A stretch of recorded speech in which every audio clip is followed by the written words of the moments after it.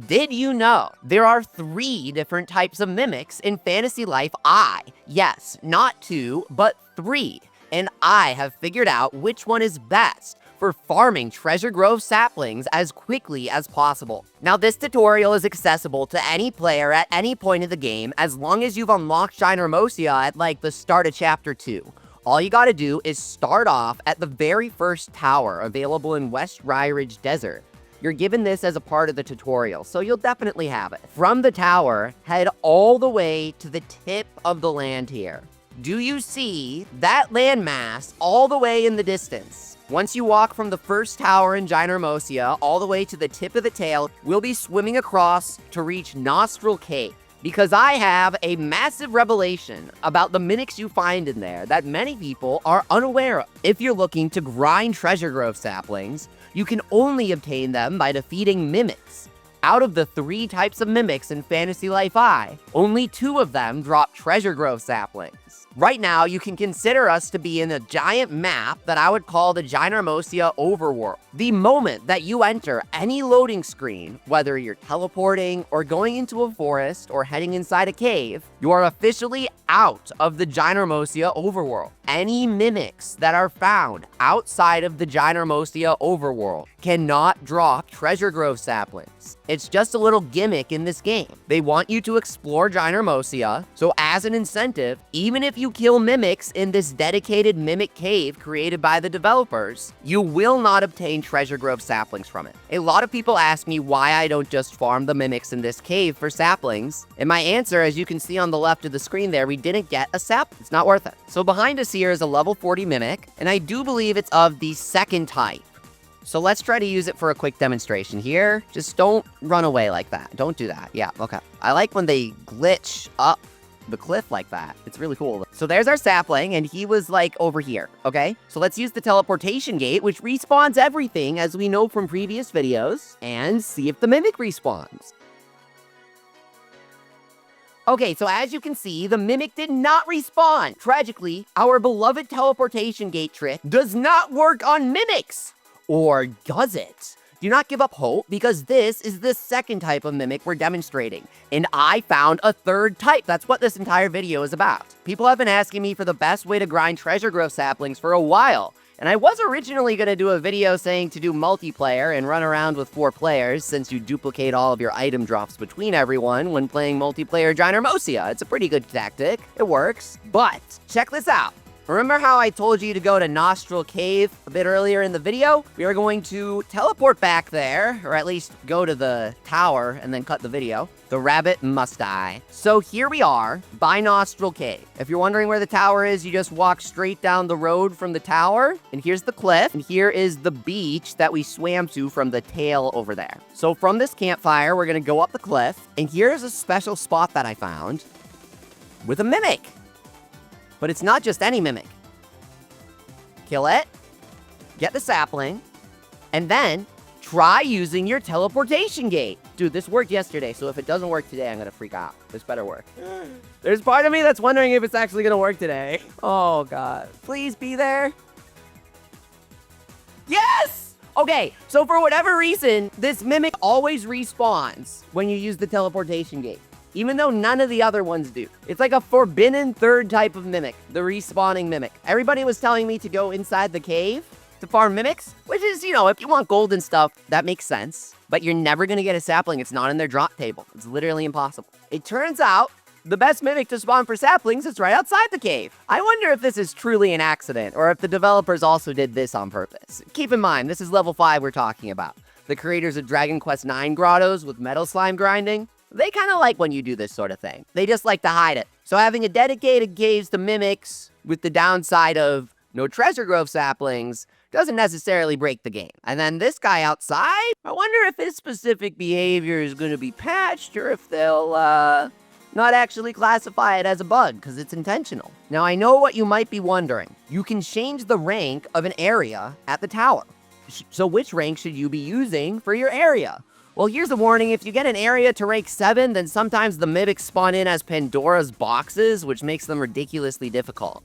But putting that interesting fun fact aside, ranking your area up makes the mimics drop better weapons, which is cool if you need weapons, but that's what the cave is for. That's the entire purpose of the cave, farming weapons from mimics. So since we're farming Treasure Grove Saplings, and rank 1 area mimics at level 20 die in a single hit, you gotta set your tower to rank 1, and then you don't have to worry about if the mimic's gonna run away, because even if it runs away, you kill it in a single shot. Who cares? The moment the enemy goes poof with the smoke, that's when you're considered outside of combat and you can use the teleportation gate.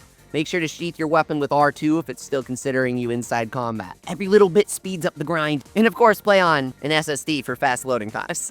Random tip, I guess. It doesn't matter how far away you are from the mimic, you can spawn in right next to him here and he will still appear, even though plenty of other mimics in Ginormosia will never respawn no matter how many times I use the teleportation gate. Not sure if it's just a me thing, might be a skill issue on my part. So how many saplings do I have? I want to get 99 for the thumbnail, of course. There's definitely someone out there who's going to be disappointed if I don't. 70 out of 99, dude, that's like faster than I thought it was going. Okay, I thought I was going to be at 50 by now. 99 is so easy to reach this way. The best part is that you don't have to run around. You don't really have to use the control stick that much. You gotta pause, you gotta teleport gate, you gotta mash your stick button. Okay, I'm looking at my OBS right now while recording. I'm gonna count how many seconds it takes to get a single sapling. Okay, so that was like 8 seconds, 10 seconds using the door. Open the chest, gate again. Was that like 30 seconds total to get the sapling? Does that entire cycle take 30 seconds? Those saplings go quick when you're searching for a dragon tree, I'll tell you that much. Don't ask about the godfish. I joke about the godfish being difficult to make appear, but at this point, I'm not entirely sure if he appears for me or not. I think he swam off to other games. Which will happen first, a new affection heart or 99 saplings? Yeah, I don't know if they're getting much affection from this. Now, do keep in mind Treasure Grove saplings count as consumables because you do use them when rolling for dungeons, so you can only hold up to 99. I do say only here because if Godfish has a 0.00001% chance of appearing, you're gonna need a lot of saplings. I think I can get 20 saplings in like 10 minutes. Honestly, setting all of your areas to rank 1 and then hosting a multiplayer lobby and just sprinting around, killing all the mimics in one hit, that works too. Because when you get a sapling, when you get a drop in Ginormosia multiplayer, everybody else on the server gets that drop as well. You don't fight over it like in an MMO, it's duplicated to everybody fairly. There's no coma battles. Would be funny if they added that. I'm getting nervous checking my saplings here. I don't want to run over the limit. I don't want to miss the countdown. We're progressing at a very clear rate of 2 saplings per minute. Oh, you know what? I've been meaning to do a tier list or like top 5 / tier list. I don't know what to call it, okay?